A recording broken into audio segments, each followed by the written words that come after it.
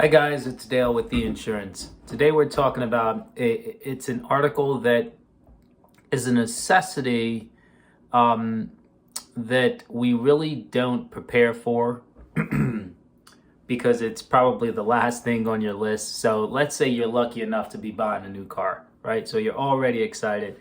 Insurance definitely is not on your mind, but in the back recesses of your mind, you know, in order to take that car off the lot, to take that car off the lot, you need insurance, right? I mean, in most states, right? I think New Hampshire, you may not need insurance, but you need a bond or to show that you're financially capable of paying for any damages that may happen, right? But just long story short, you need insurance to take that car off the lot, right?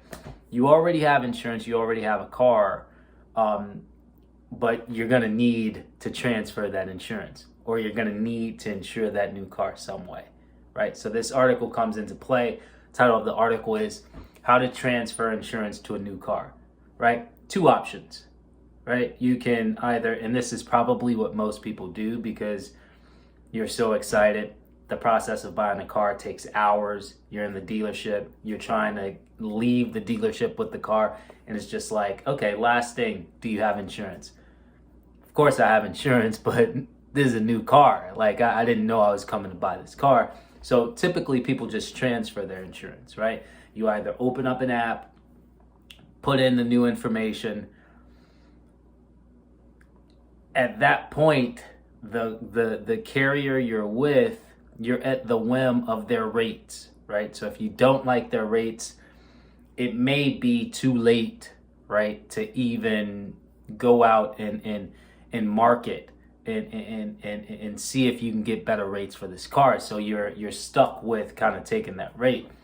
But do know that there is a grace period, right? Some policies have kind of a 7-day, others have 30-day grace periods in which they allow you to go and buy that car, cover that car, but within that grace period time range, you need to update the account, right? You need to update your insurance policy with that new car information, right?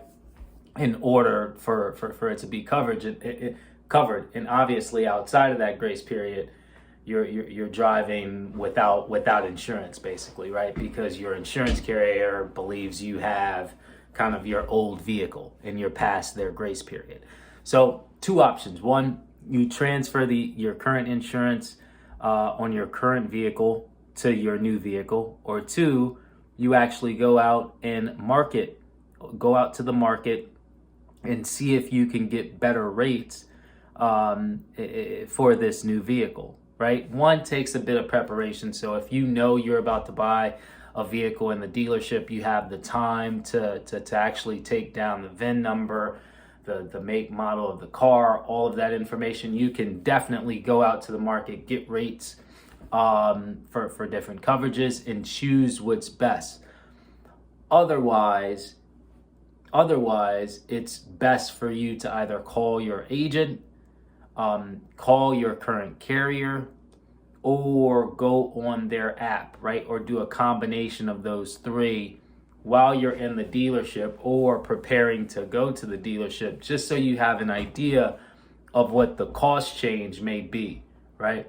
Either way, you'll have to do one of those two, either transferring your insurance or canceling your current policy and starting a new policy well within the time of you driving off that lot, right? And if you drive off that lot, just know in the back of your head, if you drive off that lot and you're currently insured, your insurance company will definitely have some sort of grace period or some sort of stipulation within your policy where you will be covered, but for a finite amount of time, okay?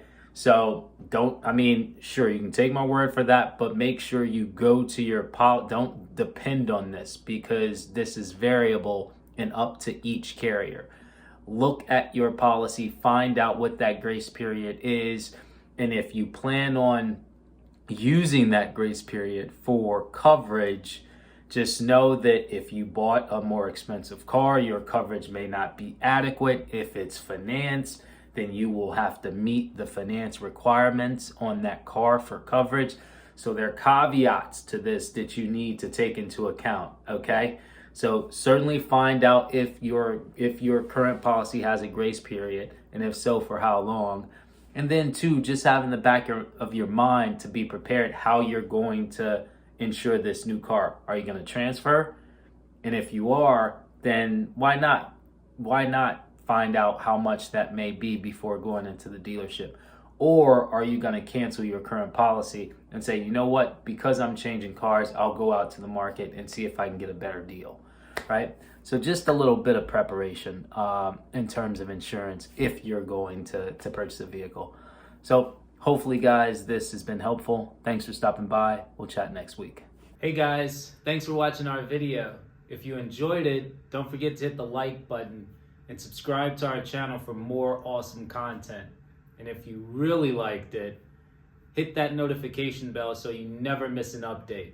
We love hearing from you. We love hearing from our viewers. So be sure to leave a comment below with your thoughts on this video, and we'll see you in the next one.